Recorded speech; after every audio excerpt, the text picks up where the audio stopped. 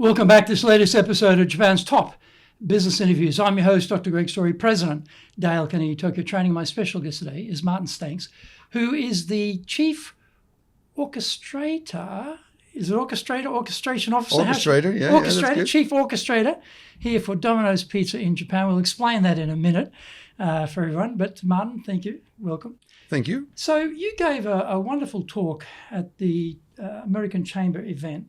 It was held at the Tokyo American Club on what's happening at Domino's. Yep. It was eye-opening.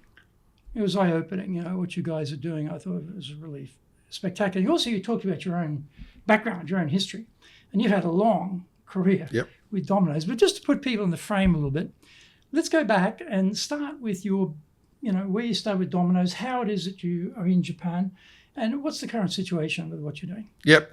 Well, first of all, Greg, thank you for inviting me for this podcast. And my history with Domino's is actually almost 28 years now. I know. So I started when I was 16, and I was laying on the couch. My parents told me, "Can you please do something?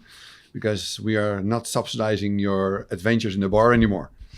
So I got a friend from a sport club who said, "Well, Domino's in the city I was living in is just opened, and they are looking for drivers or delivery experts," they called it. So I said, "Well, okay, let's apply for the job." And my job interview was, I think, 3 minutes 50, and I got the job. And that was actually my only interview in 28 years I did so far. And so I really enjoyed doing that. It was more like a side job. I went to school. I did a couple of hours work in a week, earned a few bucks, and I really enjoyed that. And then I actually stayed in the business. So I was finishing school. I was actually planning to go to another school. My current franchisee back in the days told me, "Well, I'm looking for a new store manager. Would you like to do that?" And he offered me like a really small like monthly allowance. And after some convictions, he also offered me like a really small, tiny car. I'm quite a tall guy, so I could fit in just in that car. And then I said, "Okay, I will do it for 1 year, and then I will go back to school," because my parents were a little bit concerned. "Why you go working? Why don't you go studying, etc." So I started working there, and actually I never left anymore. So I did everything. I was a store manager, supervisor of some stores in the south regions of the Netherlands, where I come from. Then in 2011, I decided to start my own franchise. So I bought a really store in operations and in sales from my current franchisee back then.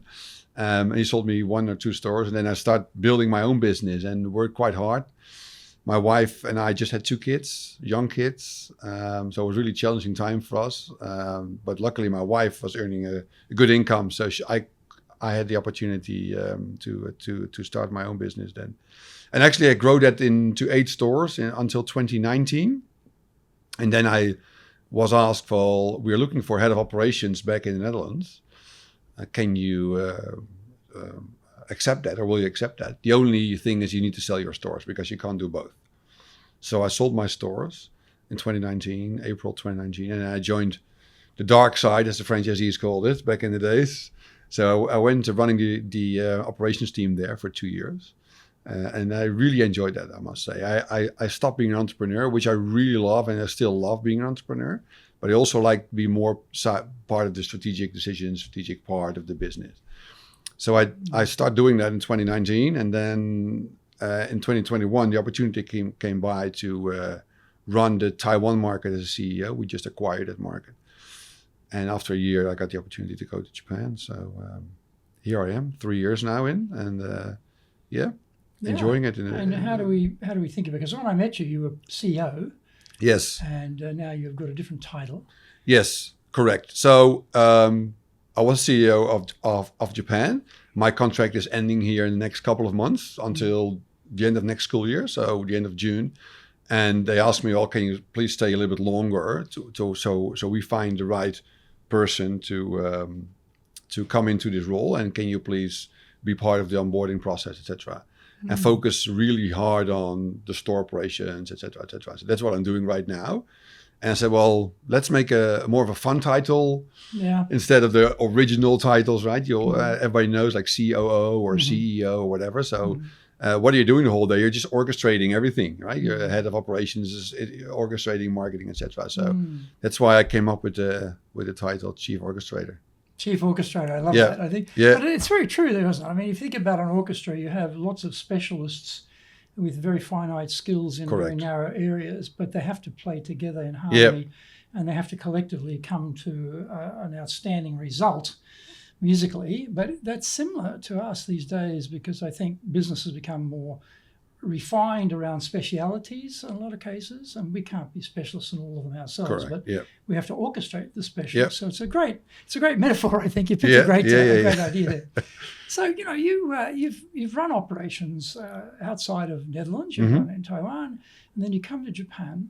What things sort of stuck out for you when you first came to Japan? You were thinking about the way the business is being run here, things that you thought, oh, well, that's quite different. Or that's unique, or that's a bit odd, or what things sort of occurred to you? Well, it's really funny because every market you go into and look at Domino's operations, it's almost quite unique. But there's always a more like market touch to it. And the things in Japan, which is really different from other markets, is the high standards of service. If you go to Europe or to the US or to any other Western country, you will see that service is less of a standard than in Japan. Japan is really high standard, and that was really what strikes me when I came. I said, "Oh my God, we really need to keep that level really, really high, right? What's normal in my country is really not okay in this country." But running a store here is actually almost identical running a store elsewhere. The thing what really struck me when I came here was more of the different way of people are running a certain market.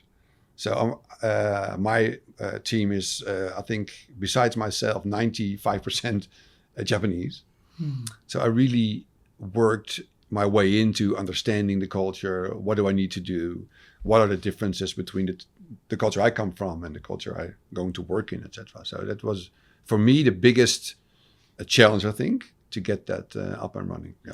I don't know much about how they run it in Netherlands or Taiwan, but Japan tends to have a very, I would call it not superficial, but a surface polite level, which is extremely polite, very, very good.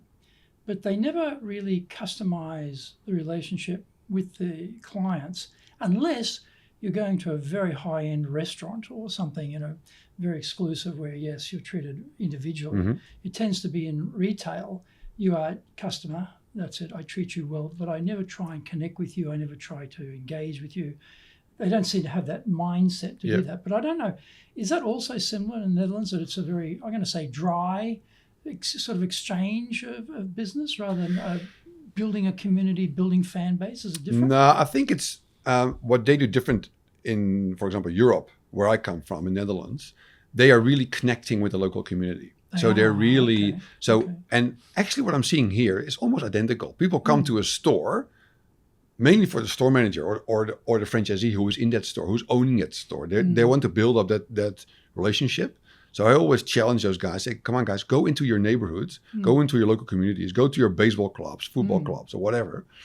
Connect with them because you are part of their community, and create that way. And that's easier done in Western countries than I must say in Asia. You also have, I think, too, the footprint of the stores has got to be kept fairly low. So you've got probably the person who's serving you one moment is probably on a motorbike, delivering at another moment. I guess they're sort of doing multitasking in the stores. Is that the case? Yeah, correct. So we are always try to train.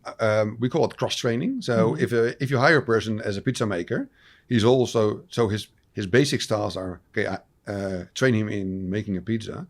But if he has finished that training, also train him in delivering the pizza as well. And vice versa. And serving in the store as well. And serving in the store, correct. So that's quite challenging, isn't it? I think, because if you think about the type of, the sort of person who likes to make pizza, may not necessarily be interested in people, or the person who's on the motorbike likes riding the motorbike and delivering stuff, maybe not that interested in people, but the system requires that person to also have good people skills, communication skills as well, doesn't it? Well, especially that, I think, on communication. Because a lot of young people at this moment, they don't like really to communicate with people, right? No. In the past, all the orders came in through phone. So you should talk to the customer because you don't have any option. Now, more than 90% of all our orders comes in online. So the communication is getting less. The only communication part you have is the driver with the customer. So, and definitely then you need to explain to the customer what you have.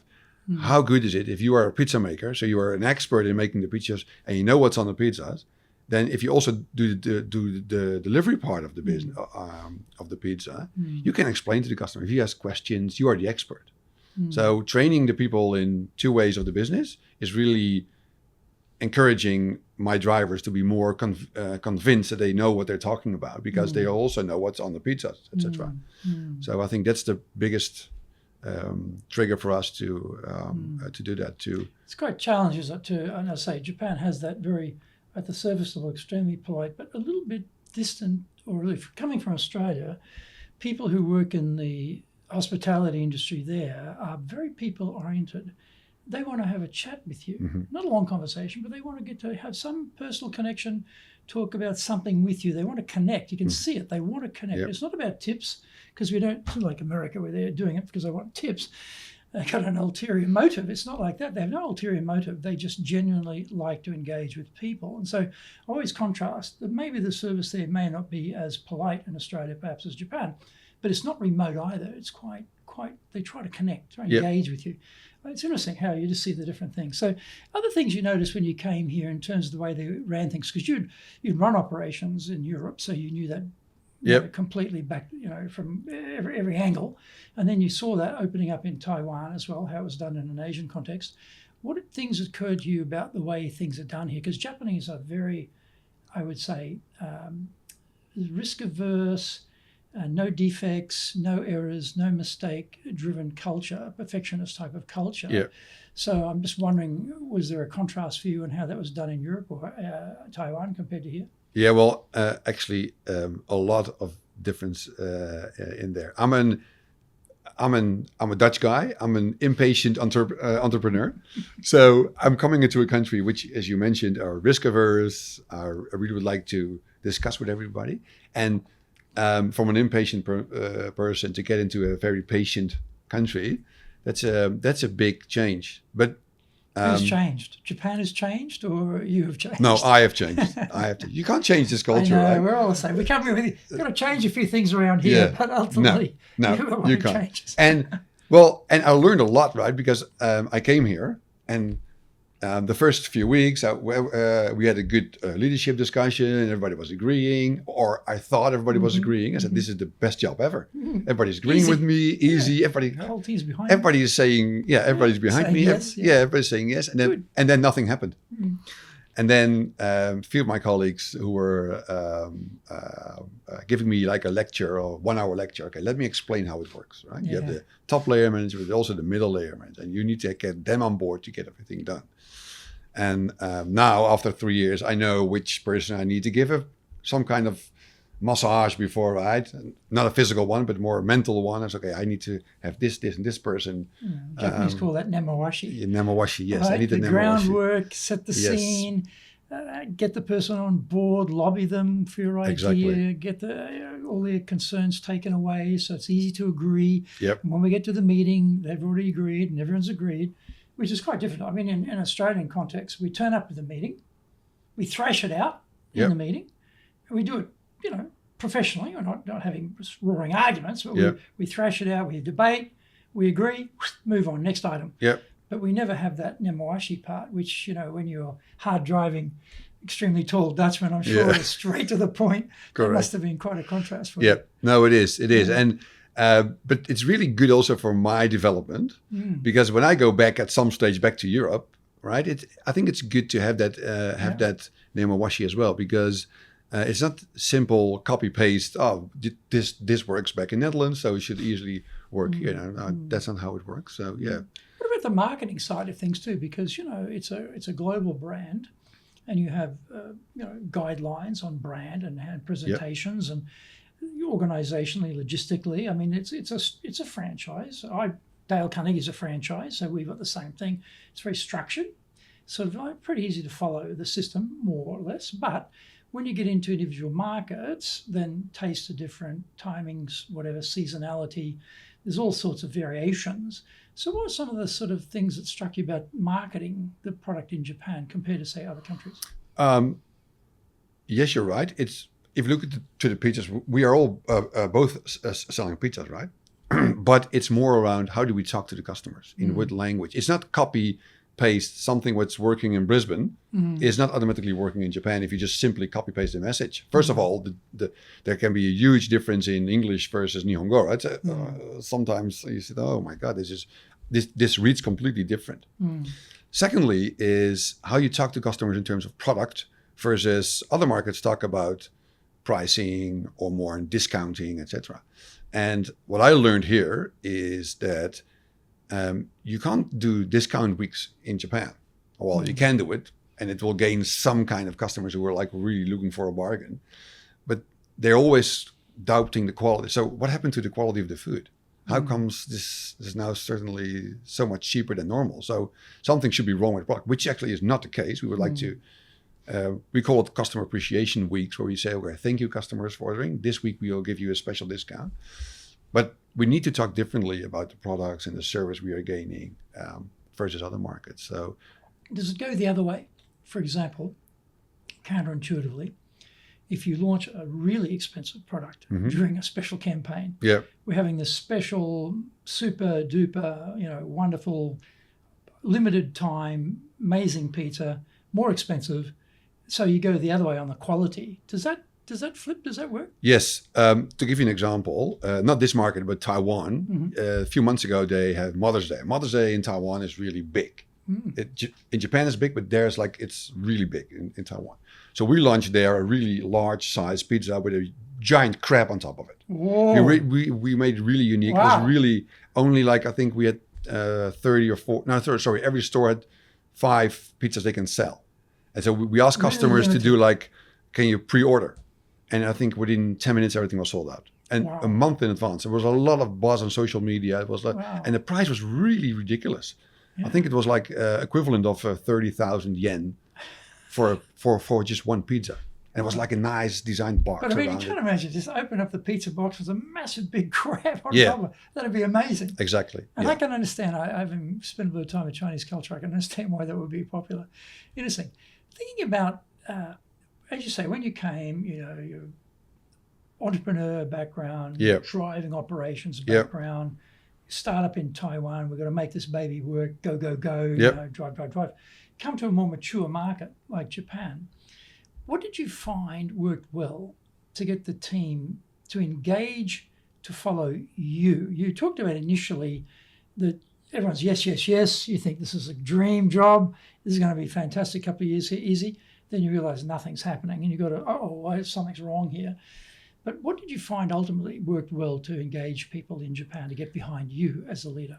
Well, first of all, I started reading the book Culture Mapping. I'm not sure if you read it, but yes. And there's an example in the book, exactly an example of the low context, high context. Yes. Dutch, and I think Japanese. I think it's actually that. And I said, guys, I'm the low context. Yes. You're the high context. So we need to meet. Opposites, right? Exactly. So we need to meet each other. So I was more explaining how I'm working. But I think back to your question of how you start engaging them, I think listening is really important. People say they're listening, but are they really listening? What's really going on and what's really what are they trying to say? And that's the first few weeks I thought I listened, but actually I didn't listen. And then I start listening really, okay, what's going on here? The middle layer management, what are they saying? But the other thing I'm really encouraging is making mistakes.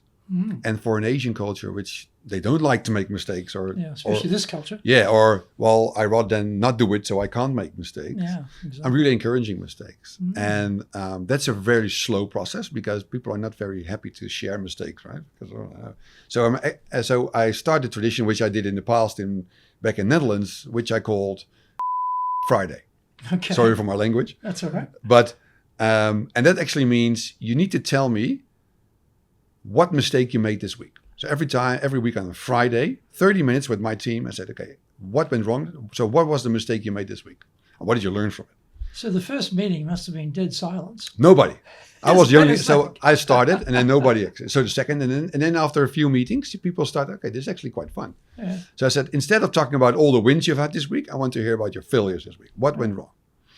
And I guess also the key point there is, and sometimes you see this, we're going to be innovative, and we understand innovation is a messy process, and so we'll give you your ideas and we'll try things, and then things don't go well, especially if there's a lot of zeros attached to it with the dough, then suddenly it's like whack on the side of the head for making a mistake. When you talked before about messy process, there's going to be problems. It's a learning culture, but you didn't walk the talk. And people aren't stupid. They sit there and they go, right, shut up. Because if you say anything, you're going to get hammered at some point. So you had to build a fair degree of belief in what you were saying on the part of the team for them to be comfortable to talk about their mistakes. So how did you do that? Yeah, correct. And that's like those are really small steps. It's organized. So the thing I'm doing on Friday, that's more like the fun part. But the fun is really important, because if you take away the fun part of the business, nothing will. So what's the fun part? So I'm in the meeting. Yep. I've screwed up something. Yep. I lay out what I've done wrong. Where's the fun part about that? How do you make that fun? Well, first of all, I'm backing them up. So every mistake they make, I say, no problem. I told you this was a messy process. You did a really good job because you actually tried it. And if you don't try it, then nothing will happen. And at least you tried it. We learned from it and we make some few adjustments. And then they see next week, oh, actually, the adjustments are helping. But celebrating the really small wins is really important. So we have a big bell in the office. We call the Grow and Prosper bell. So you can ring the bell for everything somebody has done. So it can be a small thing of some sales improvement or operational improvement or whatever, or people did something really good. But also sometimes somebody said, I made a really stupid mistake, but I learned from it, and this is what I now have done, and look at my results. So yeah, it's really encouraging people to talk more, but the celebration part, that's really important. And sometimes we only say, well, we got a record week for the whole market. No, just celebrate the really small things. So what happens? I ring the bell. Yep. What happens? So you ring the bell. Everybody's quiet. Oh, what's going on here? Because it makes a lot of noise, right? The bell. So everybody's pays attention, and you got maybe 30 seconds or maybe a minute, because then the attention is gone. So you get a minute to explain why you ring the bell, and who you would like to put in the spotlight. And then you say, I would like to put this person from this team in the spotlight because he or she did a really amazing job. So it's more like encouraging people to, well, your team member or somebody else in another team you work with did a really amazing job. Put that in, and then everybody start clapping, and then back to work. Nice. Yep. Nice. And now I'm wondering, is the bell ringing? Is this once a year? Is this once a month? Is this once a week. So week? yeah, I try once a week. Sometimes it's 5 times a week. Great. Sometimes it's once every 2 weeks. But normally, on average, I try to do it once a week. Are you ringing the bell yourself as well? As well, yeah. Because it as well. Well, I have to start with the culture, right? So we start ringing the bell, and then more often. And now you see more people doing a good job. Yeah, yeah. Because in Japan, that's again a little bit different. In an Australian context, if you were the person in the team doing a really good job and you were recognized publicly, most people are pretty happy with that. Yeah, that's right, I'm doing a pretty good job. Everyone take note, or top sales or whatever it is, right? Yeah, let me go up the front. But in Japan, people are not so hesitant to be singled out from the group. They like to be part of the team being recognized, not individually. They worry about the knives coming out and stab them in the back. Or who are they? What are they doing? Who are they to talk about that? So often you find you actually have to take people out for lunch individually, quietly, and really thank them, because you put them in the public spotlight, they're not comfortable at all. And I found that the hard way. That doesn't always work here. So, but it's interesting that you've been able to get people to go up and ring that bell publicly and say something. But I guess if you're talking about somebody else, that's probably a little bit easier than talking about yourself and hey, I did this fantastic thing, ring the bell, probably like, who are you? Yeah, maybe just a bit cocky, right? That might be a bit harder in Japan. Correct. Yeah. And so in terms of, you talked about, innovation and ideas and trialing things and learning through the process and what didn't work and how to fix it. There's a lot of, innovation potential in Japan, I always think. What have you found has worked well to get ideas to bottom up to you? Because I always think about Japanese middle management tends to be, on one side, it's got this massive sponge that sucks in all the information from the organization from above, and below it is this massive concrete span which nothing goes through to the people below. So they get all, the middle managers get all the information, pass nothing on. But we, sitting up at the top of the tree here, think, oh, something I'm talking about is going right to the bottom and everyone knows about it. And then you discover middle managers not passing it on. And they're not doing it up either.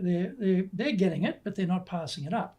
So how have you found a way of working that really bottoms up ideas to you or to your direct reports that really harvests people in the field, practical stuff? Yeah, well, that's a very, that's not an easy process. Because everybody, you always have blockers everywhere, right? But because they're not surpassing the message from bottom up. So maybe the store manager in the field has a good idea, passes up to his a regional manager, but he says, no, I'm not going to share that. So then he's blocked. So how can we make sure we open that line from me to a store manager, which is, I think, 3 lines or 3 layers in total. But how can we make sure that those guys are reaching me as well? So we have an internal communication network we are working with. So I have access to all the people, but they also have access to me. So I always encourage them, okay, please send me something. And at the start, they don't do that, right? Because they're the senior guy. Right to the boss, maybe. No, I'm not going to do that. They can write in English as well, I presume. No, well, I can. There is a automatic translating function there, so they can write in Nihongo and then yes, correct. So we also have internal surveys we're doing, and it's anonymous because if you do it not anonymous, then nobody will participate. No, well, they may participate, but they won't answer honestly. No, correct. Sure. So and then we got some real good feedback saying, oh, okay, this is going on in the field. And then we are following up, saying, okay, guys, this is what you're saying to us. This is what we are doing. And we are just giving updates every month, for example, on how we're proceeding according to your feedback. And we do it every 3 months. And we are just monitoring the progress. So if there are a lot of feedback from stores saying, well, marketing is not helping us because operations is really getting hurt with all the marketing plans, then we say, oh, okay, guys, we think we're doing the right thing, but actually we're not. So improving that will also give the store managers or the people in the field the confidence that we are doing something with their feedback, because that's the main concern. I think that one of the questions is, do you think they will do something with your feedback? And I think the first time we did it was 87% said no. We're not convinced that they do anything. If you want to be successful as a leader, do the Leadership Training for Managers course. All companies need people who can both manage and lead. Leading people screams out for real skills in communication, dealing with all different types of people, being excellent at innovation, planning, delegation, handling mistakes, doing performance reviews really well, and inspiring and motivating the team. Do the Leadership Training for Managers course now in either Japanese or English. Leading is easy.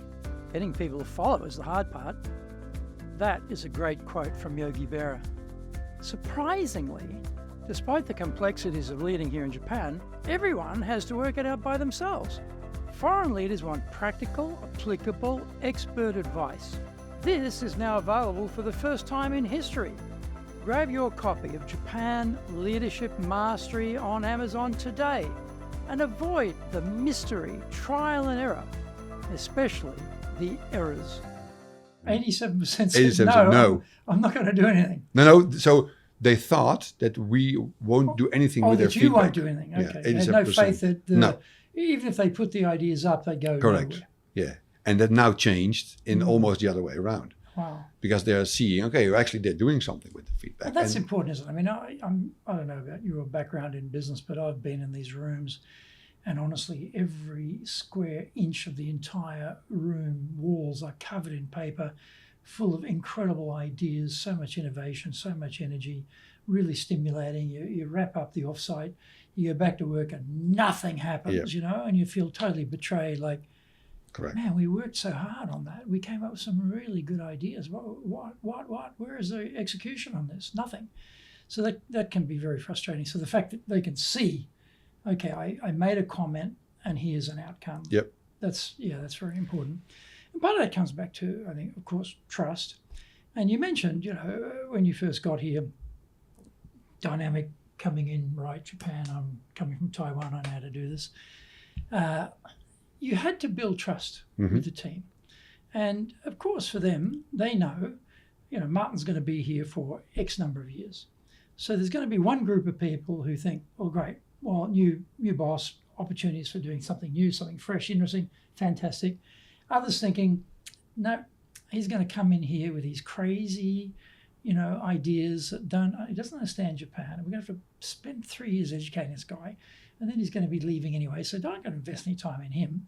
I'll just, I'll keep a low profile, keep my mouth shut and stay out of trouble and wait him out for the next one who might be better. That's, in big organizations, Japan, a very typical way things work. But, as the new leader, you have to build trust. But you've come from other countries where you've done that. You've built trust. You build trust as a franchisee with your team and with the clients. You build it when running organization, back in the Netherlands. You built it in Taiwan. What things did you find worked well to build trust here in Japan? Well, if you talk to franchisees, for example, because I was a franchisee myself, that really helped. So, okay, he understands the business. He knows how it works. He really knows how to suffer, because when I started, my store was far away from break even. So I really have to work with the small things or the small budgets I had. If you work with people in the office, you work on a day-to-day basis with, and how to gain trust. It's really leading by example, acknowledging also the mistakes you're making.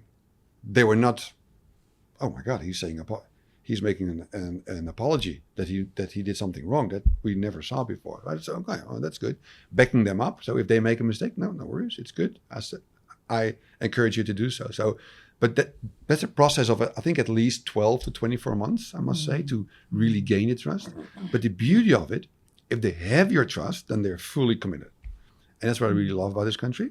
It takes some time to get that trust, but at some point, when they're really in, they're all in. Yeah, I think that's right. For Japanese, they don't tend to be half pregnant about these things. No. They go all the way. Yep. And you see, Japanese keep winning best pizza maker or, best coffee drink maker or sommeliers or best line dancer. I mean, these obscure Western things that Japanese often are world champions in. It's like, wow, how does that work? But they are very committed, very serious once they get in. Any other things you found worked well to gaining trust apart from that? Well, back in the stores, the few months I was here, so what I'm doing, I'm going into stores I think 4 or 5 days a month. Okay. So I'm going into the stores, put an apron on, make pizzas, have fun with the guys in the stores. And they're always surprised, oh my God, he can actually make a pizza. So that's actually fun. So I'm trying to do that. Also for Christmas, our busiest time of the year, I will be in the stores, helping them out. I'm not trying to hurt the operations. I said, okay, guys, just put me wherever you want me to do. And I always try to be polite. I stay here. Dishwasher. Dishwasher. Yeah, or I go outside and do a wobbling like the board and do some. But they also see, actually, this guy can do something in operations. So let's put him on the dough table. And yeah, that's really fun. Gaining the trust with them. But also working with the ops guy saying, I think marketing makes a mistake here. I think what they're trying to do here is not good. So I'm saying no to marketing on this, and this. We need to simplify operations. We call it operational excellence.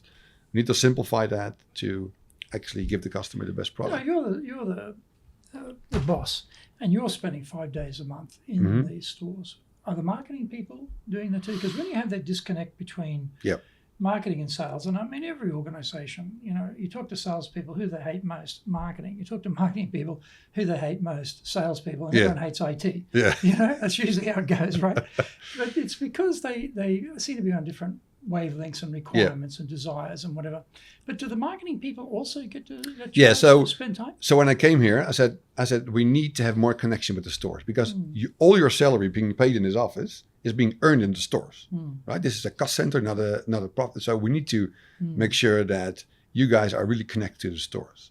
So in the marketing team, for example, just a marketing team, we have a few people in that team who are like ex-store managers. So they know how it works. But the majority of them have no connection with the store. IT, finance, HR, they don't have connection. So I said, we need to change that.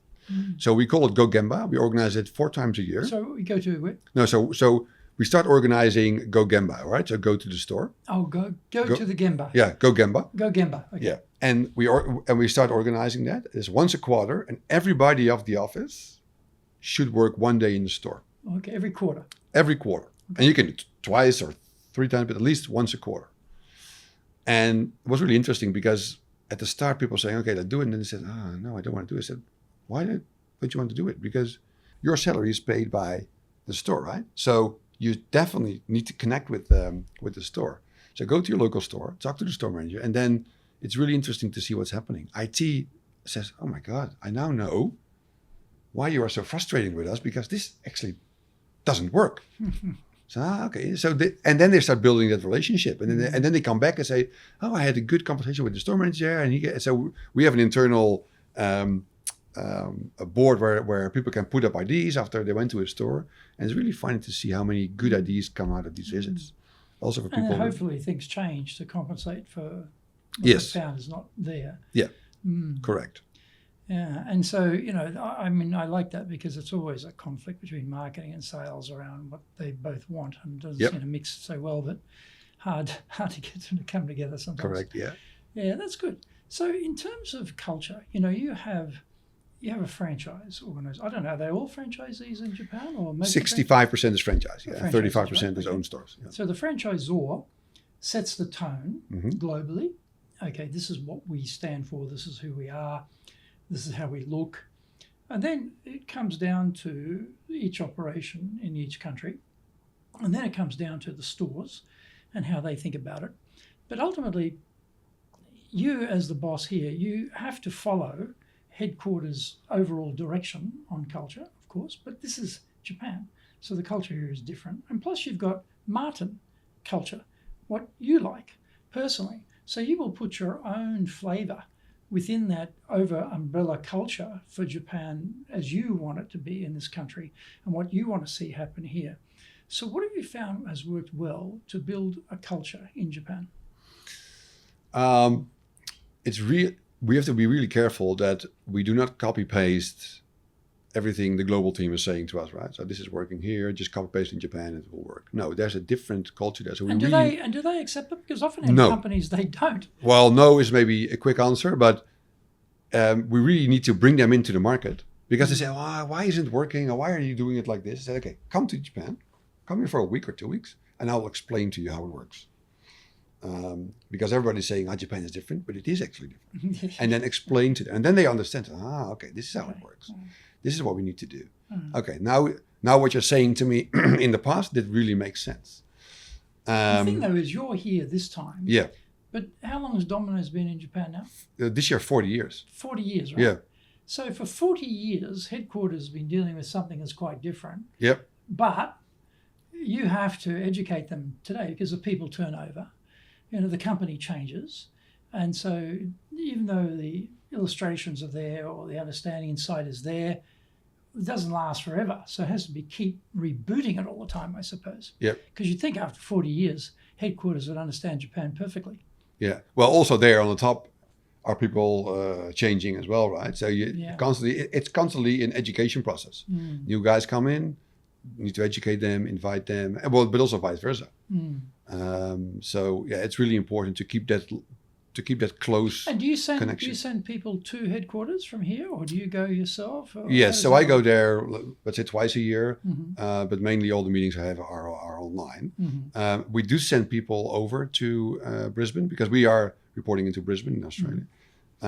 But we have to also be careful that 95% of the people in the office don't speak English at all. So it's important that the people we send there are also capable of speaking a little bit of English. So to make it important. But I think it's better for them to come to here to see it, because if I send people to Brisbane, they're more like the Japanese humbleness and yes, makes sense. And then they won't really understand what's happening. But if they come here and they see it with their own eyes, and then they... I'm definitely sure. I Yeah. mean, Brisbane's only 8.5 hours away That's by it. plane, Yeah. so same time zone. It's easy, being Yeah. my hometown, Yeah. of course.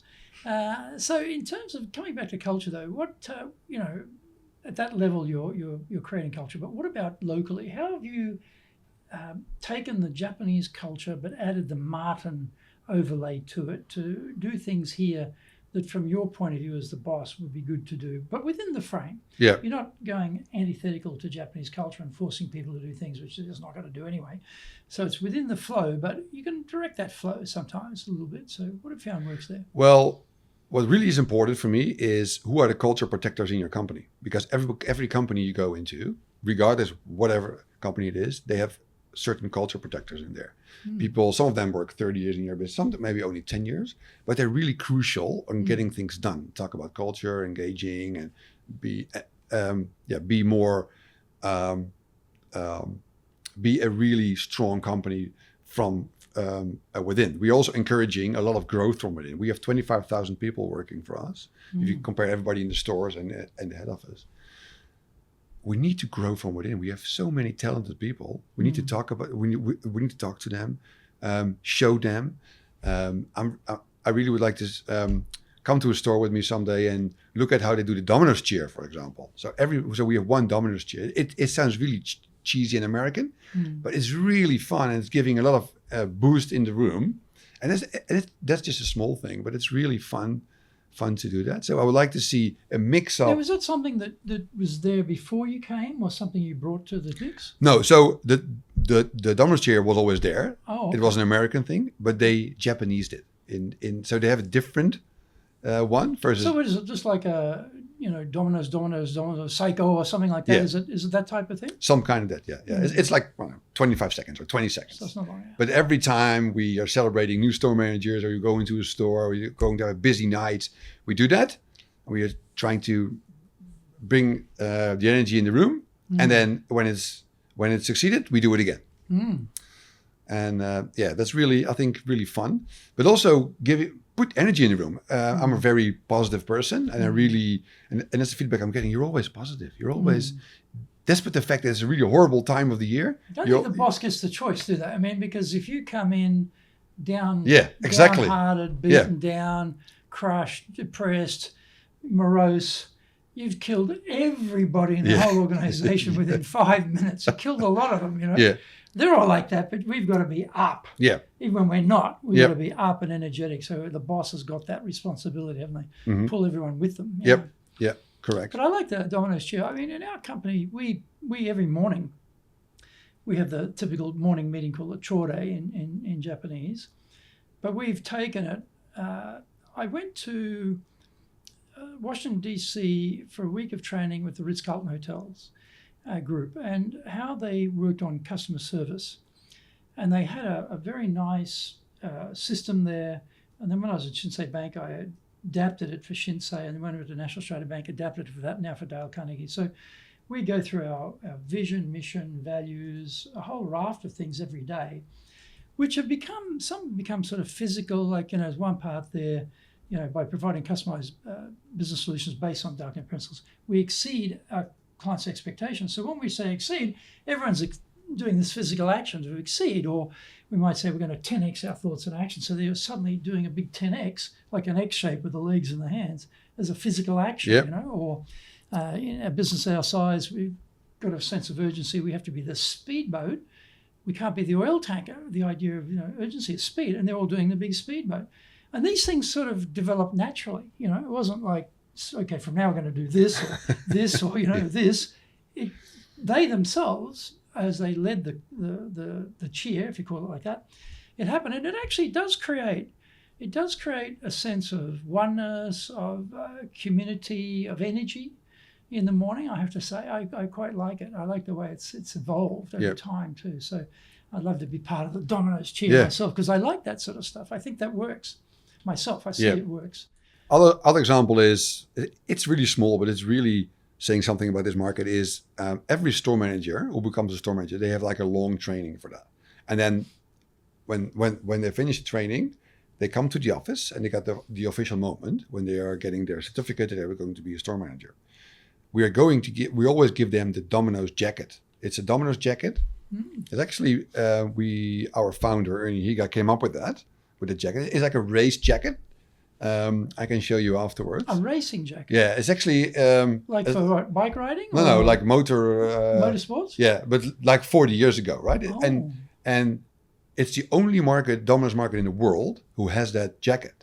So every store manager wears a jacket with pride. You only can be a store manager to wear the jacket. If you're not a store manager, you can't wear the jacket. That's true. So if you come to our annual rally, which is every year we held that for 2 days, the whole room, 1,000 people or 1,200 people, are all wearing their jacket because we talk to the store managers and the franchisees who are also store managers. And it's really nice to see the whole room filled up with people. What color is the jacket? It's red, a little bit white and blue. So it's also... it's very colourful. Yeah, it's very colorful. Seeing 1,000 people dressed like that would be amazing. Yeah, it is. I mean, that type of thing, visually, it has so much power, doesn't it? Yeah. And especially a country like Japan, which is so group-oriented. We're uniform, we look the same, we're unified together, we're one. That, I think, for Japanese works really well. They don't do it in Netherlands or any other countries. No. They do have sometimes, they do have some jackets, or they try to install it, but it was never part of their culture, so they never had it. And in Japan, it's when you become a store manager, you will get that jacket. Yeah. And they're really proud of wearing it. Yeah. Yeah, I'm sure that'd be a winner in Japan. Yeah, it'd be interesting. So, thinking about, if someone rang you up and said, "Hey, listen, Martin, you've been there for how many years in Japan now? What, 3, 4? 3, Three? yeah. Okay, so I'm being sent to Japan by my organization to run the operation there, but I don't know anything about Japan. I don't speak Japanese. You know everything. Give me some advice. How can I be successful in Japan?" Well, what would you tell them? I think first of all, start really looking into the culture, the do's and the don'ts. So really, how do you do that? Well, I read the book Culture Mapping because somebody gave it to me and said, "Well, read this book." I really would recommend, if you have like a big organization, have someone dedicated in your HR department. There's another really good book called Japan Business Mastery, written for people who don't know Japan. Yeah. By me. Yeah. I guess that was. I recommend that one. No, but that's it, because people come into this market think, I can do my trick and then everything will work. No, really, really go into that culture. But on the other thing is that if you want to think global but act local, but I think Ernie told me always, think global, act local, but don't become native. Yes. That's really, I think, important. Yes, that's good. So I always can pull my gaijin card and say, "Sorry guys, I made a mistake." But for the sake of the process, sometimes you need to be a speedboat. Yes. And to make that decision. Yes. But yeah, I think it's really good to dive into that. But I think it's also good that the people you work with, give them some understanding from your culture, from your background, where you come from. That they know. Why is that important? Well, that they really understand if I'm saying it like this, and I'm actually meaning also this, right? I'm very straightforward, low context, and I'm not having like hidden words or hidden agendas. Just like Japanese language. Yeah. Full of that stuff. Yeah. So like read between the lines, etc. So when I'm sending an email, it's always short emails. This. Okay, clear. But if you're not used to that kind of messaging, it can be quite abrupt. Yes, or what the hell is he doing? Or rude. Yeah. So taking them into my journey with them. So I just sit together with them. I think after 3 months, I just give them a 1-hour presentation of, okay, where do I come from? How does my country look like? What are my fellow countrymen doing, etc. And it was like a fun thing. So I showed them the fun things of Netherlands and how we are become so low context, but we also have a very strong relationship with Japan. I think the oldest country trading with Japan was Netherlands back in the days. So I went to Dejima recently down in Nagasaki. It's still there. It's amazing. Huis den Bosch. It's really nice. And so amazing. It's really. So I think if you only adapt the culture but don't explain anything from your culture, it's still difficult. Make them part of it. You also have the fact that the headquarters is in Brisbane. Yeah. So you've got that Australian aspect of you're dealing with Australians, I presume, which again is going to be different to dealing with Europeans. So that's another. Yeah, but I must say the Australians and the Dutch are quite close to each other in terms of being direct. Yes. Yeah. Not much reading between the lines in Australia. No. Pretty straight. Yeah. Yeah. What other advice would you give them? Be patient. Now, here's interesting. Here's the Mr. Impatient. Yes. All right. Hard So I driving came is- home the how first did few you months. learn to become patient? Well, I think the hard way.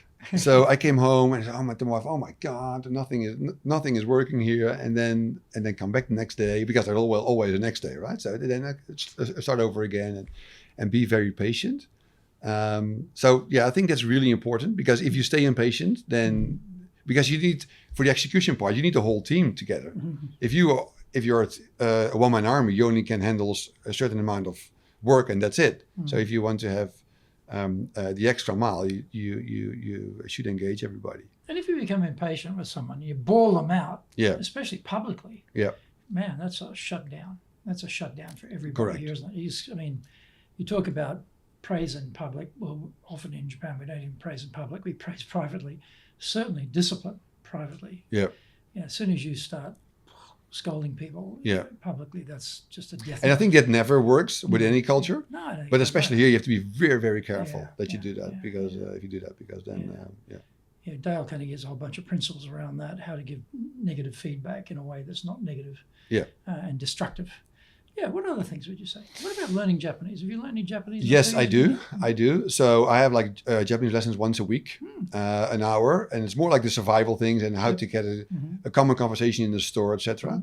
And that's really, if my colleagues see, he's really putting the effort into learning our language, there's, okay, he's trying, that's good, right? That's really good.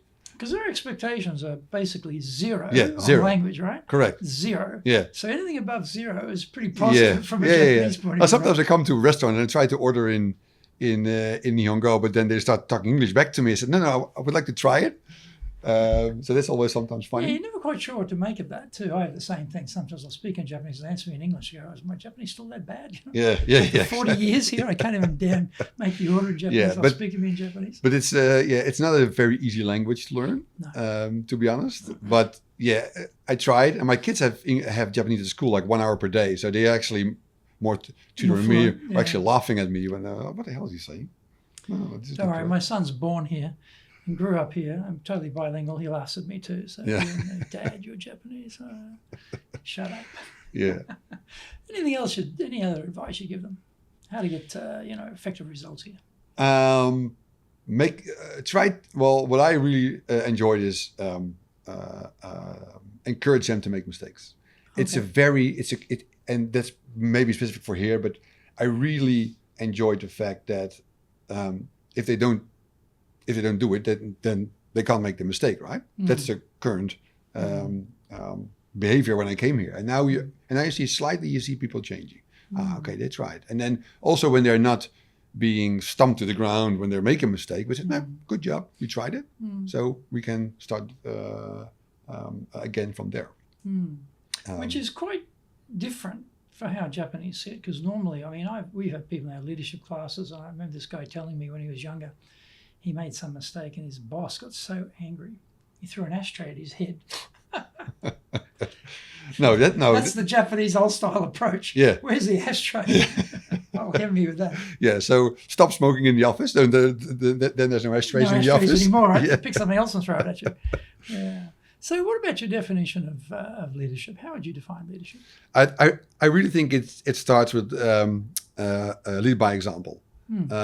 If you don't do it yourself, then nothing will change, I think. But also surround yourself, because I really like to surround myself with more intelligent people than me. What they want is they want encouragement. They want a vision. Okay, this is direction, and this is how I can be part of this success.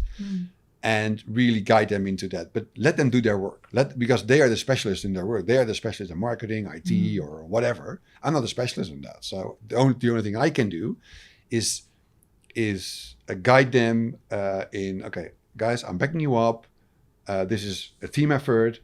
And really, lead by example, I think. That's I think, the most important key I'm doing here constantly. Yeah. You've been through franchisee from a very low ebb with a very bad store, and you built it up to 8, and then you come into Taiwan starting from 0. That's a hard row to hoe for sure. You come into Japan 40 years now, but when you came in it was probably 37 years or something, 36, so very well established. But you've got to put a mark on it. So, and you've had COVID. We've had all sorts of things going on. What have you found works to help you remain resilient as a professional, as a boss? I really like the changes. So changes as in it's a change of environment. It's that really encouraged me. But also sometimes things like, oh my God, we're going in the complete wrong direction, or this is a really big challenge for us. I really like to sit down with the team, write everything on the board, and then when we're leaving the room, everybody says, yes, this is really good. We really made a plan, and then start executing it. Because you mentioned before, the plans are there, but the execution is not there. So we need to really make sure that we can really execute in the right way. Yeah. Well, Martin, thank you. This has been fabulous. My pleasure. You did such a great job at the American Chamber event, and we could rework some of the things you covered there and added a lot more. So thank you very much. And so please join us again for our next episode of Japan's top business interviews.